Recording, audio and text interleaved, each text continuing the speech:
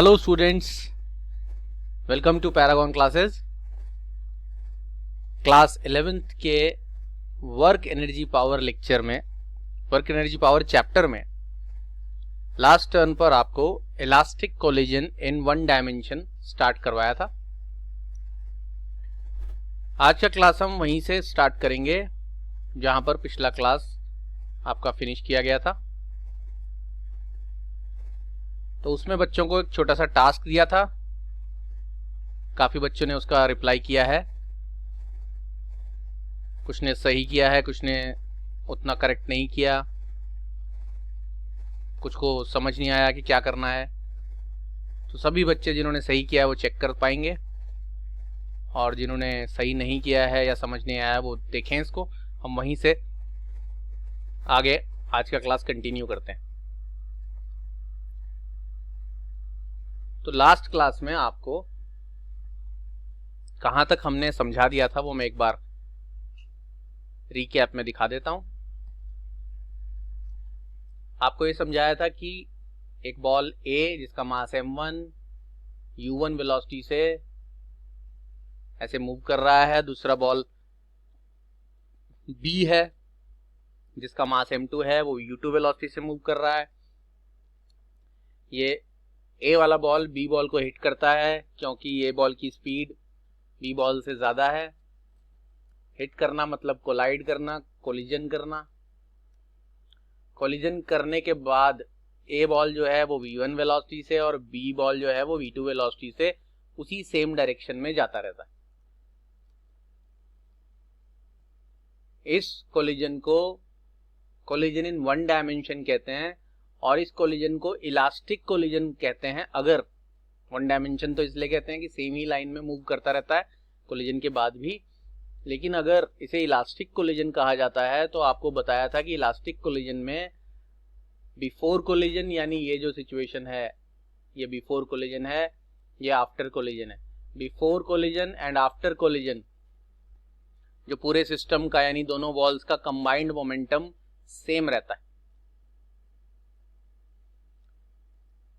और before collision और after collision दोनों बॉडीज का यानी पूरे सिस्टम का काइनेटिक एनर्जी भी सेम रहता है, कंजर्व रहता है। तो बताया गया था when momentum and kinetic energy, both the momentum and kinetic energy of the system remains conserved, the collision is called elastic collision. एक क्वेश्चन मैंने बच्चों से ये भी पूछा था कि मोमेंटम कंजर्व क्यों रहता है, ये भी बच्चों ने आंसर नहीं दिया है कि मोमेंटम कंजर्व रहने का रीजन क्या है और काइनेटिक एनर्जी कंजर्व रहने की कंडीशन क्या है। तो वो भी मैं बच्चों को अभी इस क्लास में आगे बताऊंगा कि ऐसा होता क्यों है, मोमेंटम कंजर्व क्यों रहता है और काइनेटिक एनर्जी कंजर्व कब रहती है।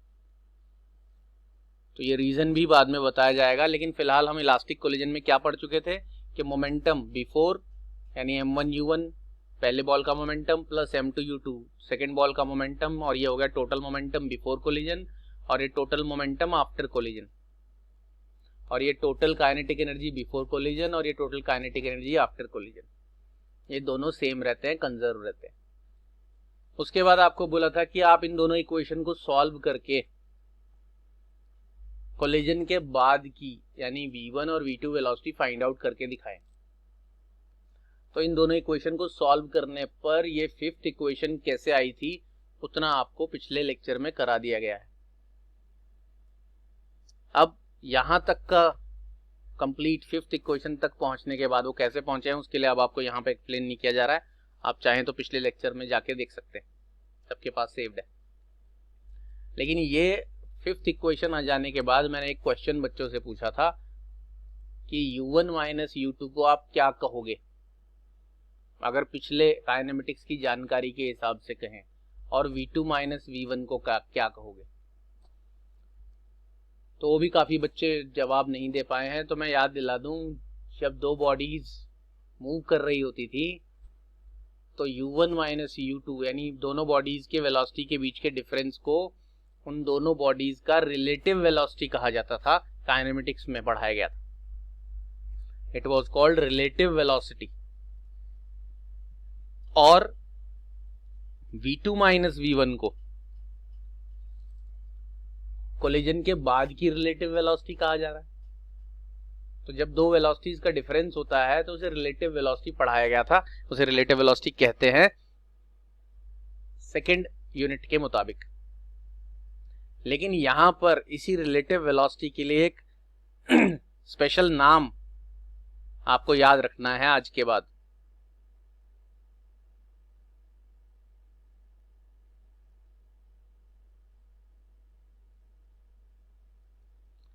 ये जो लेफ्ट हैंड साइड में u1 माइनस u2 है, इसे वेलोसिटी ऑफ अप्रोच कहा जाएगा। अप्रोच मतलब होता है, अप्रोच का मीनिंग, वर्ड का मीनिंग होता है किसी की तरफ बढ़ना। इसको अप्रोच करो, उसकी तरफ बढ़ो। सिफारिश लगाने को भी अप्रोच लगाना कहते हैं। तो सिफारिश लगाने के लिए आपको उस पर्सन तक या उस जगह तक जाना पड़ता है। तो u1 माइनस u2 का मतलब है कि ये, अगर लेटेस्ट सपोज मैं एक एग्जांपल बताता हूं कि मान लीजिए u1, ये जो a बॉल है ये 7 मीटर पर सेकेंड की वेलोसिटी से जा रही है, और u2 ये b बॉल जो है वो 5 मीटर पर सेकेंड की वेलोसिटी से जा रही है। तो अगर कोई पूछे कि ये जो a बॉल है वो b बॉल की तरफ कितनी वेलोसिटी से अप्रोच कर रही है या कितनी वेलोसिटी से उसकी तरफ बढ़ रही है, तो सब बच्चों को पता है कि ये कॉमन सेंस के हिसाब से बता सकते हैं कि अगर इसकी वेलोसिटी 7 है और इसकी वेलोसिटी 5 है तो पीछे वाली बॉल आगे वाली बॉल की तरफ 2 मीटर पर सेकेंड की वेलोसिटी से बढ़ रही होगी। ये इसको 2 मीटर पर सेकेंड की वेलोसिटी से अप्रोच कर रही है। इसी को रिलेटिव वेलोसिटी कहते थे सेकेंड यूनिट में। यहां पर आप इसको वेलोसिटी ऑफ अप्रोच कहेंगे। और राइट साइड में ये जो लिखा है v2 माइनस v1, इसमें ये v2 इससे आगे जा रही है और v1 यहाँ पर जैसे u2 यानी b की वेलोसिटी कम है और a की वेलोसिटी ज्यादा है, यहाँ उल्टा हो जाता है। यहाँ b की वेलोसिटी ज्यादा होती है और a की वेलोसिटी कम हो जाती है, तभी वो सेपरेट होती है। तो इसलिए v2 माइनस v1 को कहा जाता है वेलोसिटी ऑफ सेपरेशन।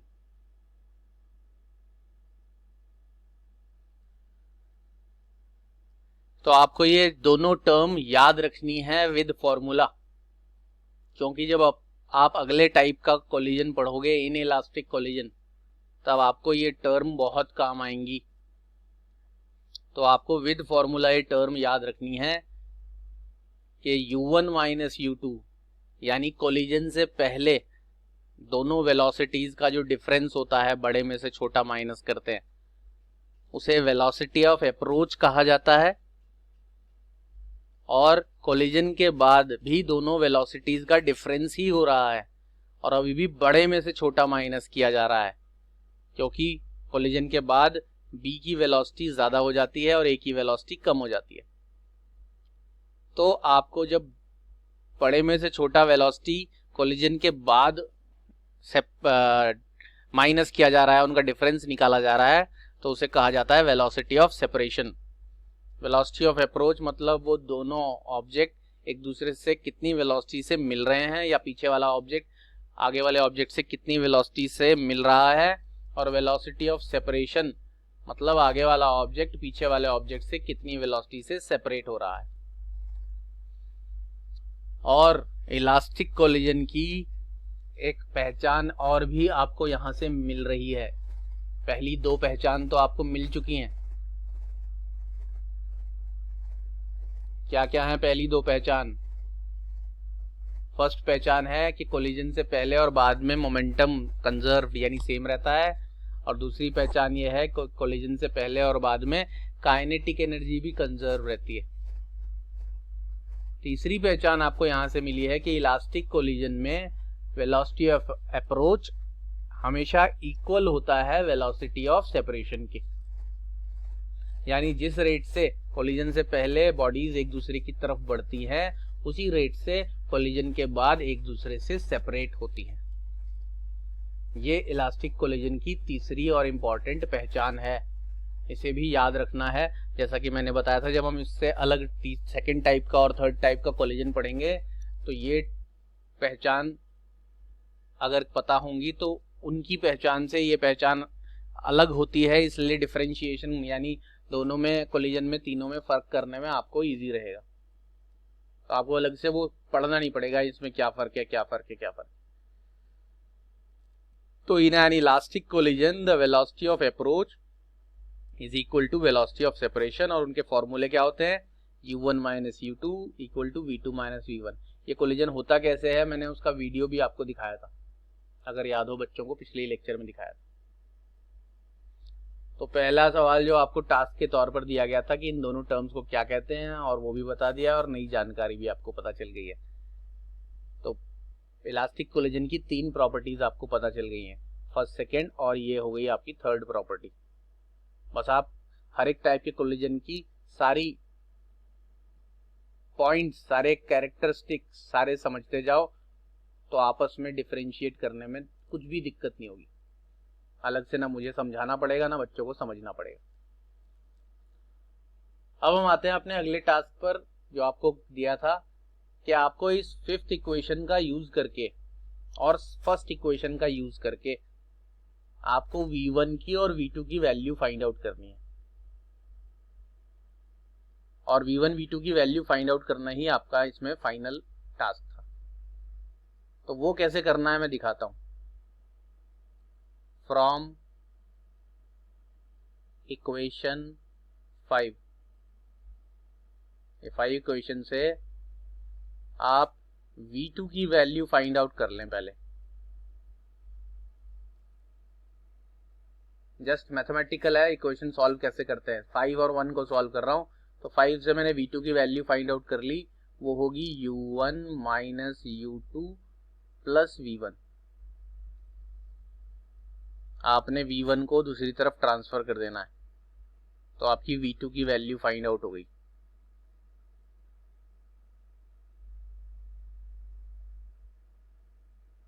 और ये v2 की वैल्यू पुट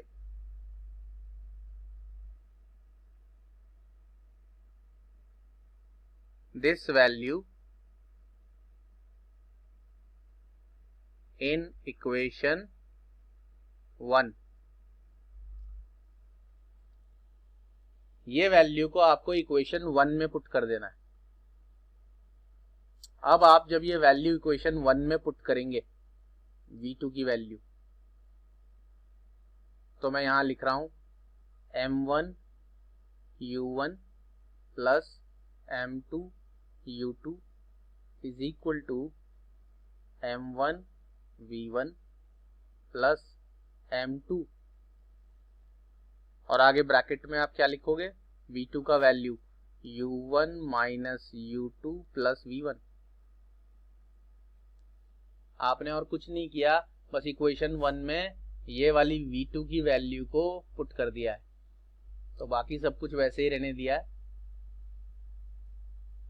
अब आप ब्रैकेट ओपन करते हैं, m1 u1 plus m2 u2 is equal to m1 v1 plus m2 u1 minus m2 u2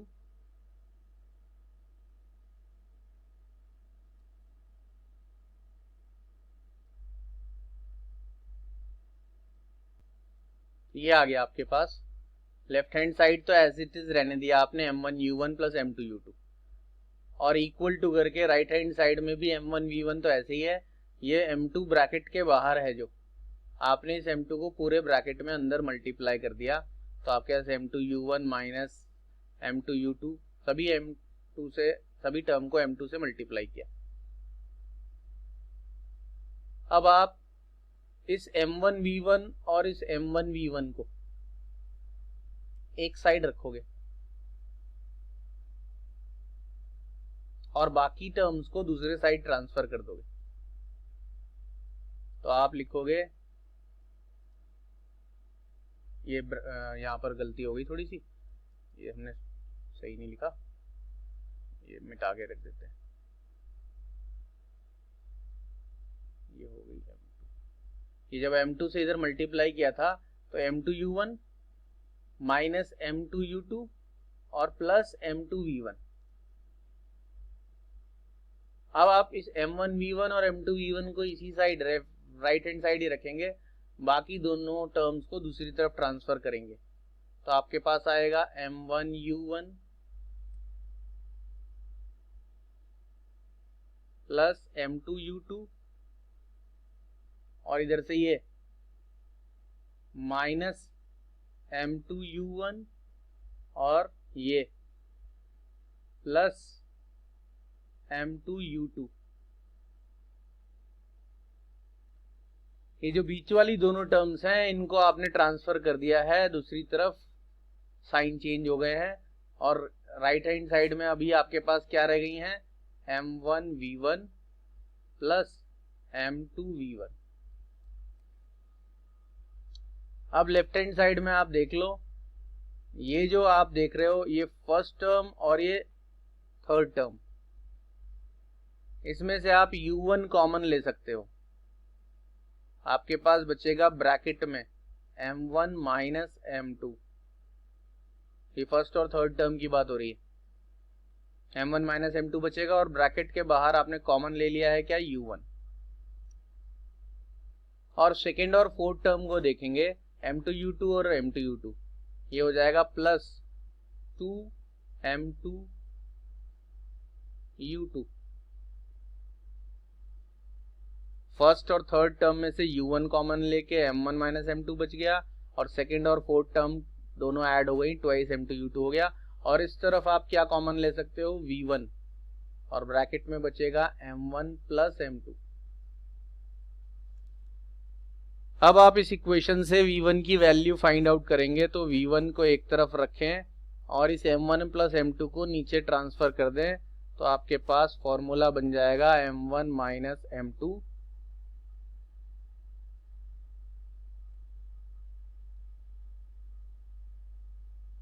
bracket में U1 प्लस ट्वाइस M2U2 और डिवाइडेड बाय पूरे के नीचे M1 प्लस M2।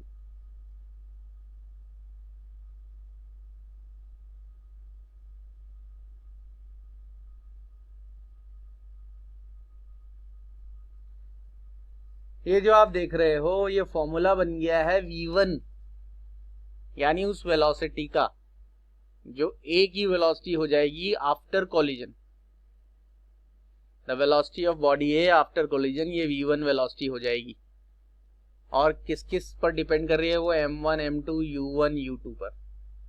जैसा कि मैंने पहले भी बच्चों को बताया था, आपको M1 M2 और U1 U2 यानी दोनों बॉडीज के मास और दोनों बॉडीज की वेलोसिटी बिफोर कोलिजन गिवन होगी, और आपको फाइंड आउट करने के लिए कहा जाएगा दोनों बॉडीज की वेलोसिटी आफ्टर कोलिजन। और ये आपने उसका पहला पार्ट कर लिया है।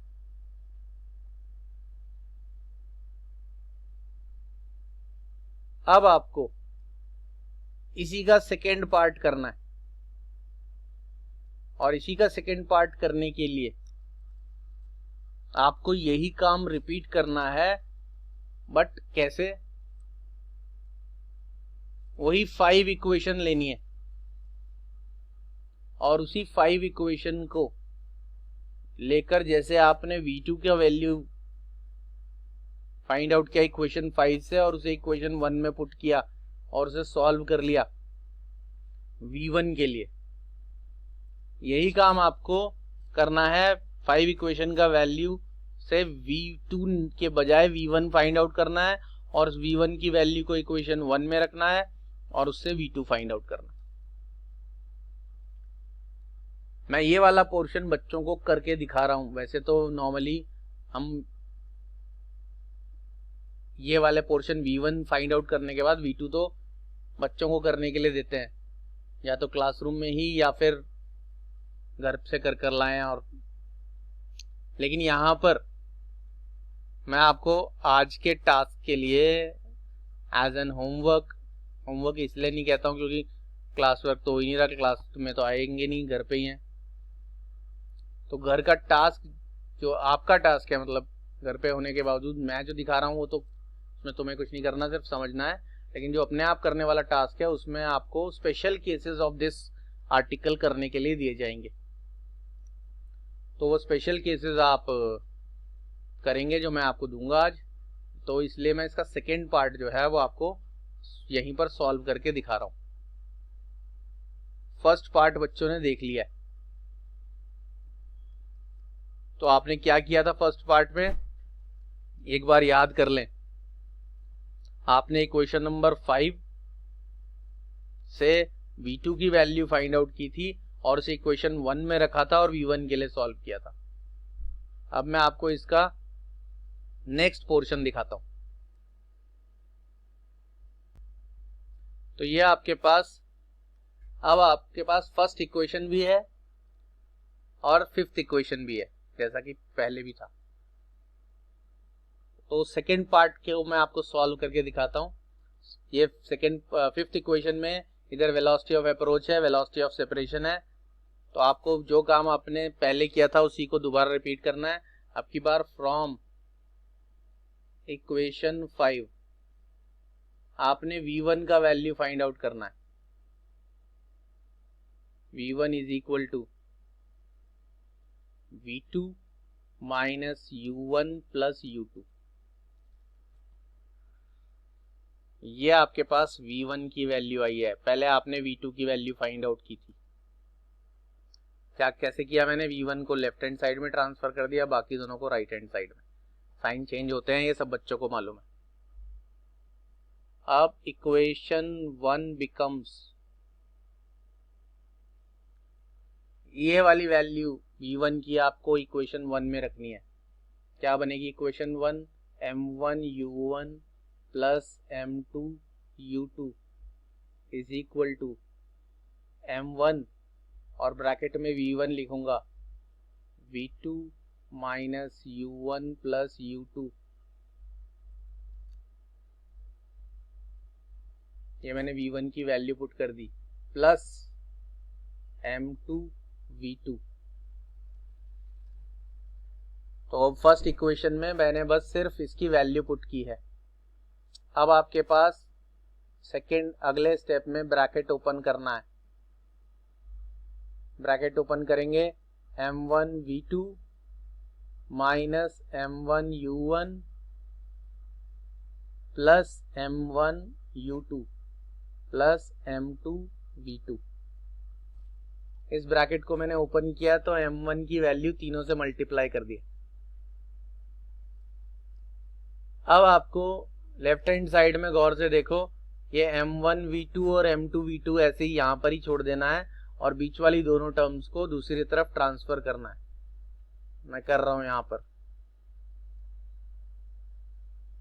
Next m1 u1 plus m2 u2 transfer कर रहे हैं, प्लस m1 u1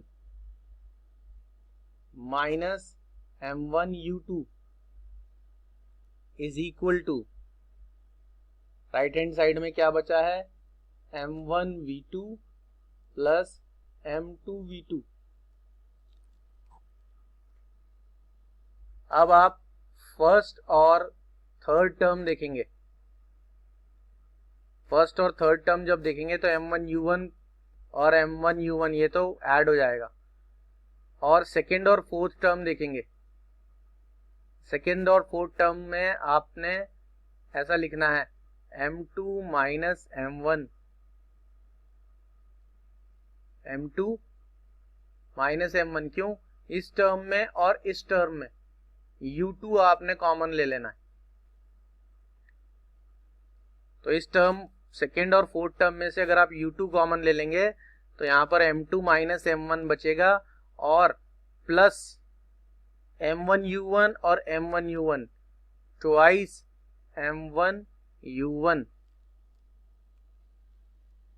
फर्स्ट और थर्ड टर्म को ऐड कर देंगे क्योंकि दोनों सेम है, लाइक टर्म्स। और राइट हैंड साइड में v2 अगर कॉमन ले लें तो आप m1 प्लस m2 ब्रैकेट में रखकर v2 कॉमन ले सकते हैं। अब आप V2 का वैल्यू फाइंड आउट करेंगे, वो आपके पास आएगा M2 माइनस M1 ब्रैकेट में U2 plus twice M1 U1 divided by M1 plus M2।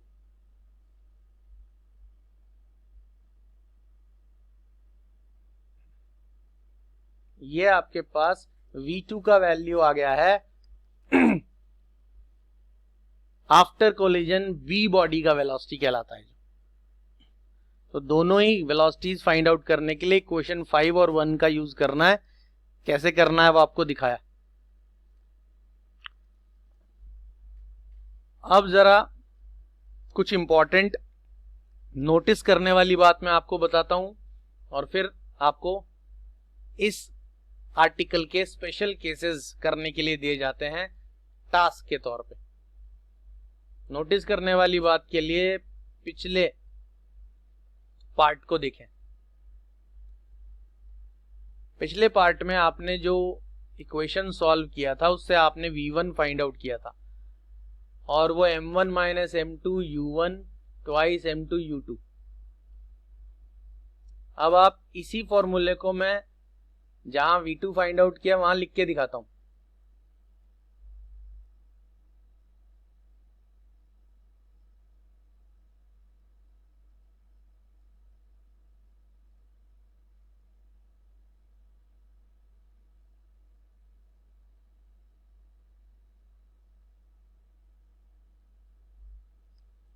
मैंने वो फॉर्मूला जो आपने पिछले स्लाइड में फाइंड आउट किया था वो दोबारा लिख लिया यहाँ पर, जिससे दोनों फॉर्मूलों को कुछ कंपेयर किया जा सके और उससे एक इम्पॉर्टेंट बात आपको नोटिस करवाया जा सके जो आपको न्यूमेरिकल सॉल्विंग के दौरान बड़ी काम आएगी।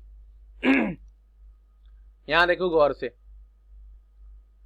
यही फॉर्मूला कॉपी किया है इसलिए एक बार चेक करवा देता हूँ। V1 का value M1 minus M2 U1 twice M2 U2, यही है।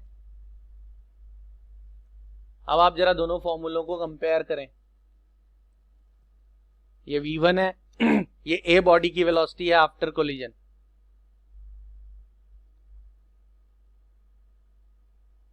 और ये V2 है ये बी बॉडी की वेलोसिटी है आफ्टर कोलिजन। अब आप ए बॉडी की वेलोसिटी में देखेंगे M1 माइनस M2 आ रहा है और U1 है, यहां पर M2 माइनस M1 आ रहा है और U2 है, और प्लस करके ट्वाइस M1 U1 है या ट्वाइस M2 U2 है। इससे आसानी क्या रहती है, अगर आप इन दोनों में से फर्स्ट फॉर्मूला याद रख लो तो सेकंड फॉर्मूला आप खुद ही बना सकते हो। डिनोमिनेटर में दोनों में ही M1 प्लस M2 है, इसलिए इन दोनों में तो कुछ याद रखने की जरूरत नहीं। लेकिन अगर फर्स्ट फॉर्मूला आपने याद कर लिया तो आपको सेकंड फॉर्मूला के लिए बस इंटरचेंज करना होगा। जहां जहां M1 आया है वहां वहां M2 डाल दें, जहां जहां U1 आया है वहां U2 डाल दें। देखो यहाँ M1 है तो आपने M2 करना है, यहाँ M2 है तो यहाँ M1 करना है, यहाँ U1 है तो U2 करना है। ट्वाइस ही है, M2 है तो M1 कर देना है, U2 है तो U1 कर देना है। तो ये आपको याद करने का टेक्निक है, याद रखने का, कि अगर दोनों में से एक फॉर्मूला भी बच्चों ने याद रख लिया, क्योंकि बड़ा फॉर्मूला है याद रखने में कई बार दिक्कत हो जाती है, ये याद करें तो भूल जाते हैं बच्चे। तो ऐसा नहीं होगा अगर आपने इस टेक्निक का इस्तेमाल किया कि एक फॉर्मूला याद कर लें, बाद में दूसरे फॉर्मूले में बस M1 की जगह M2 U1 की जगह U2 इंटरचेंज करना है। डिनोमिनेटर में तो M1 प्लस M2 ही रहता है। अब यहां आपने elastic collision in one dimension का डेरिवेशन कंप्लीट कर लिया है 90%, और उस डेरिवेशन में क्या पढ़ाया गया कि इलास्टिक कोलिजन क्या होता है, वन डायमेंशन इलास्टिक कोलिजन क्या होता है, कि जिसमें टकराने के बाद भी बॉडी उसी लाइन पर चलती रहती है और टकराने से पहले और बाद का मोमेंटम भी कंजर्व रहता है, काइनेटिक एनर्जी भी कंजर्व रहती है। उसे फिर आपने डिराइव किया velocity of approach, velocity of separation, वो भी इक्वल रहते हैं। उनके फॉर्मूले आपको याद रखने हैं और उसको सॉल्व करने के बाद आपने आफ्टर कोलिजन बॉडीज की वेलोसिटी यानी V1 और V2 भी फाइंड आउट कर लिया।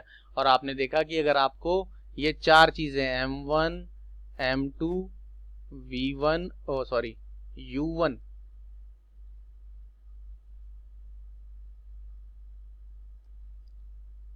u1 और u2 ये सब कुछ गिवन हो तो आप v1 और v2 यानी कोलिजन के बाद की वेलोसिटीज फाइंड आउट कर सकते हैं। ऊपर आपके पास फॉर्मूले। अब जो आपको टास्क करने के लिए दिया जा रहा है वो टास्क है किस बारे में? इस आर्टिकल के स्पेशल केसेस के बारे में। और वो आर्टिकल के स्पेशल केसेस क्या हैं वो मैं आपको यहां पर लिख कर दे रहा हूं 1 2 3 4 वगैरह करके, वो उसी ऑर्डर में आपको सॉल्व करना है। इसके लिए बच्चे पहले एक बार ऑनेस्टली खुद से ट्राई करें। अगर यहां तक समझ में आ गया और फिर खुद से ट्राई करने पर कुछ हिंट लेना हो तो आप नोट्स की हेल्प भी ले सकते हैं। ये टास्क आपको वैसे कोशिश करें कि इन ये जो फॉर्मूले आए हैं v1 v2 इन्हीं की हेल्प से कर लें। तो चलिए आपको दिखाते हैं वो टास्क जो आपको सॉल्व करने हैं। उसको आपको मैं क्वेश्चन की फॉर्म में यहां पर लिख कर दे देता हूं। तो ये हैं वो स्पेशल केसेस जो आपको सॉल्व करने हैं, जो आपका टास्क है। मैं आपको ये स्पेशल केसेस समझा देता हूं क्या क्या है इसके मीनिंग, और थोड़ा सा हिंट दे देता हूं जिससे आपको सॉल्व करने में आसानी हो। जैसे कि फर्स्ट स्पेशल केस में कहा गया है कि when the two bodies are of equal masses, यानी ये जो कोलिजन करने वाली बॉडीज हैं ए और बी, जो कि u1 वेलोसिटी से और u2 वेलोसिटी से जा रही हैं, और टक्कर के बाद उनकी वेलोसिटी v1 और v2 हो जाती है, जो आपने फॉर्मूले से पता लगा लिए। यानी v1 v2 पता लगाने का फॉर्मूला आपने डिराइव कर लिया। अब तक आपको इसका मास m1 और इसका m2 दिया जाता था। अब आपसे कह रहा है कि अगर दोनों का मास सेम है तब ये वेलोसिटीज फाइंड आउट करनी है। यानी जितने भी स्पेशल केसेस हैं उसमें भी काम तो यही करना है, यही फॉर्मूले डिराइव करने हैं v1 v2 यानी वेलोसिटीज आफ्टर कोलिजन। बट इस केस के मुताबिक करना है आपने कि क्या होंगी वो फाइनल वेलोसिटीज आफ्टर कोलिजन अगर दोनों बॉडीज का मास इक्वल हो। बहुत आसान है, जो आपने v1 v2 के फॉर्मूले डिराइव किए हैं उसमें दो जो जहां जहां मासेज हैं m1 m2, दोनों मासेज की जगह m पुट कर दो, आपका आंसर आ जाएगा। यानी उन फॉर्मूलों से ही आपको ये सारे स्पेशल केसेस के फॉर्मूले सॉल्व कर रहे हैं। जो जो कहा जाए वो उसमें इन फॉर्मूलों में पुट कर देना है जो अभी अभी आपने डिराइव किए हैं।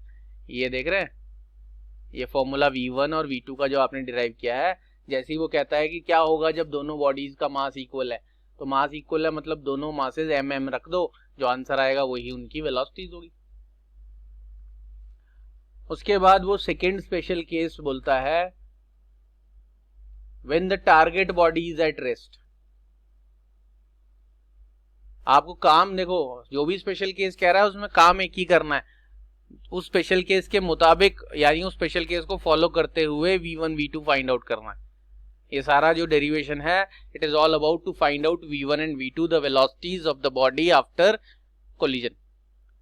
बोलता है when the target body is at rest. तो अब आप क्या करोगे? अगर target body b is at rest है, इसका मतलब u2 0 है। एरो नहीं लगाता मैं लो। टारगेट बॉडी उसे कहते हैं जिस पर ए वाली बॉडी आकर हिट करी, तो बी को टारगेट बॉडी कहा जाएगा। क्या बोल रहा है, क्या होगा अगर टारगेट बॉडी रेस्ट में है?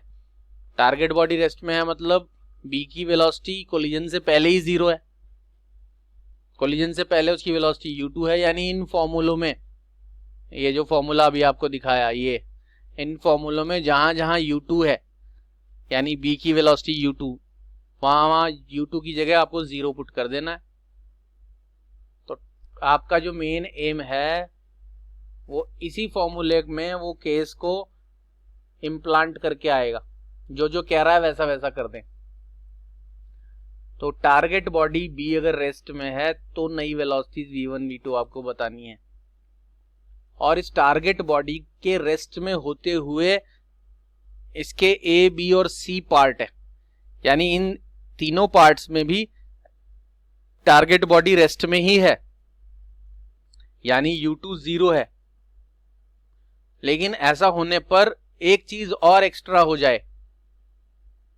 क्या चीज एक्स्ट्रा हो जाएगी? When two bodies are of equal masses, यानी ये रेस्ट में भी हो और दोनों का मास भी बराबर हो। अभी जब ये रेस्ट में थी तो एक का मास m1 और दूसरे का m2 मान रहे थे, लेकिन रेस्ट में होने के बाद फिर से मास अगर इक्वल हो जाए तो क्या होगा?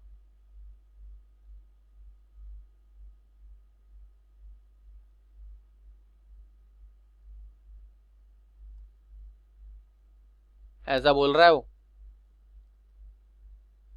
तब आपको जहां जहां U2 है वहां 0 रखना है और m1 m2 की जगह mm रख देना है। तब आपको V1 V2 फाइंड आउट करना है। फिर बोल रहा है if mass of body B is negligible as compare to that of A, यानी m2 की वैल्यू वेरी वेरी स्मॉल है m1 के। सेकेंड ये जो B पार्ट है इसमें ये कहता है। ऐसा होने पर हम m2 की वैल्यू को m1 के कंपैरिजन में नेग्लेक्ट कर देते हैं, और नेग्लेक्ट करने पर क्या होता है कि अगर कहीं m1 प्लस m2 लिखा है और आप बोल रहे हो कि m2 की वैल्यू m1 के कंपैरिजन में बहुत छोटी है, ये वैल्यू बहुत छोटी होने की वजह से ये इसमें ऐड होने पर कोई खास फर्क नहीं पड़ेगा, तब आप m1 प्लस m2 को m1 ही कह सकते हो।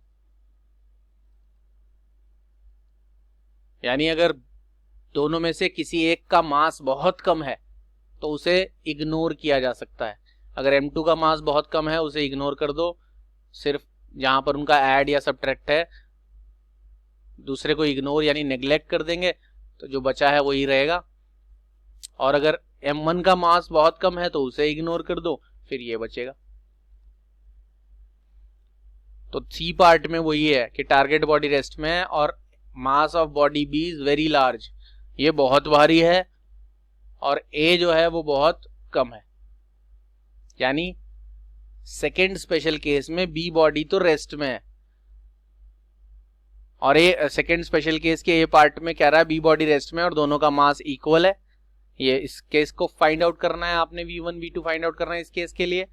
और दूसरे केस में बी पार्ट में कह रहा है टारगेट बॉडी रेस्ट में है लेकिन इसका मास बहुत कम है टारगेट बॉडी का ए के कंपैरिजन में, यानी ये बहुत हल्की है। और तीसरे पार्ट में कह रहा है ये रुकी हुई है लेकिन अब की बार ये बहुत भारी है और ये बहुत हल्की है। तो टारगेट बॉडी को रेस्ट में होते हुए ये तीन केसेस में क्या क्या होगा वो भी आपको फाइंड आउट करना है।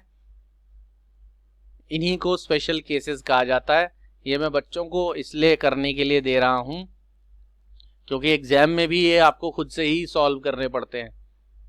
आपको मेन वो जो फॉर्मूला है वही याद रखवाया जाता है, सारे फॉर्मूले आप याद रख ही नहीं सकते। लेकिन सारे ये मेन फॉर्मूला याद रखने के बाद जैसे जैसे सिचुएशन बदले उस सिचुएशन बदलने के हिसाब से आपको इन्हीं फॉर्मूलों में कैसे कैसे मॉडिफिकेशन करना है वो आपको बताया जाए। तो आपको सीखना चाहिए, इसलिए आपको ये स्पेशल केसेस करने के लिए दिए जा रहे हैं। इसको पॉज करके आप इसको नोट डाउन करना पहले कहीं किसी प्रैक्टिस कॉपी में, और फिर इसको खुद से सॉल्व करके देखना इन सारे केसेस को फॉर्मूले का यूज करके जैसा मैंने समझाया है। उसके बाद आप नोट्स कॉपी से आंसर टैली कर सकते हो। अगर कुछ समझ ना आए तो एक बार उसकी हेल्प ले सकते हो। नोट्स कॉपी या बुक से भी हेल्प लेने पर अगर समझ ना आए तो कोई दिक्कत वाली बात नहीं है, आपको वो डाउट क्लियर कर दिया जाएगा जिसमें आपको दिक्कत हो रही होगी जिस पोर्शन में। लेकिन ये टास्क अगर बच्चे खुद ट्राई करते हैं, पहले होना सॉल्व करना या गलत आंसर निकालना सही आंसर निकालना उतना मैटर नहीं करता, खुद से एक बार ट्राई करना बहुत मैटर करता है। जिसने ट्राई करे बिना सॉल्यूशन क्लास में सीख लिया या बुक से याद कर लिया उसको कभी याद नहीं रहेगा। जिसने ट्राई करने के बाद गलत होने के बाद सही सीखा है उसको हमेशा याद रहेगा, और जिसने सही कर लिया है वो तो ऑब्वियसली सही कर ही लेगा। तो यहाँ आपका एक पोर्शन फिनिश हो जाएगा इन स्पेशल केसेस के साथ, जिसका नाम है elastic collision in one dimension.